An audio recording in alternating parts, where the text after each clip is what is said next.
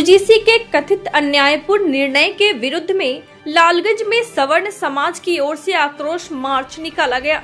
यह मार्च लालगंज तिनपुलवा चौक से प्रारंभ होकर पोस्ट ऑफिस तक शांतिपूर्ण ढंग से निकाला गया। आक्रोश मार्च में बड़ी संख्या में सवर्ण समाज के लोग शामिल हुए।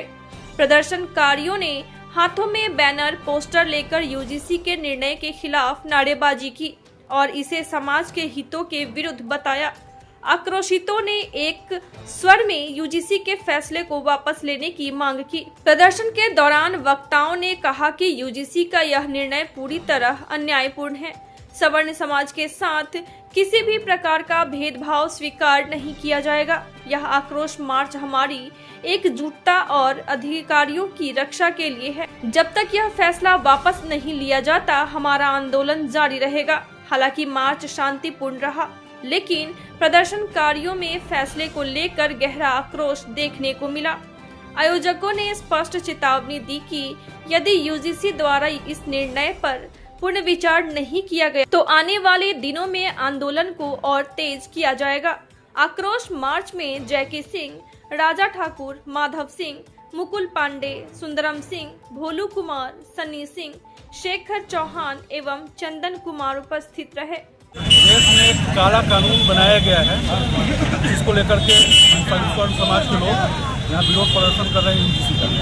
अच्छा, तो यूजीसी तो अब रोक लगा दिया गया है सुप्रीम कोर्ट की ओर से, फिर भी प्रदर्शन मार्च को शायद इसका फैसला होने वाला है। यह बहुत ही घटिया कानून है। इसमें स्वर्ण बच्चों का यूनिवर्सिटी में शोषण होगा, इसके खिलाफ हम आज आवाज लगा रहे हैं। अगर सरकार यह कानून वापस नहीं लेती है तो यह सरकार नहीं बचेगी। इस देश के अंदर भाजपा खत्म हो जाएगी।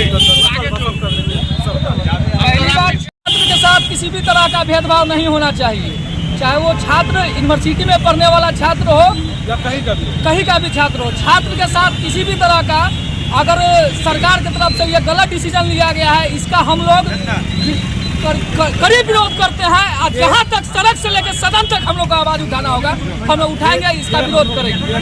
सबका साथ सबका विकास बोलकर सबका साथ लेकर विकास और हिंदुओं को बोलने का प्रयास करेंगे।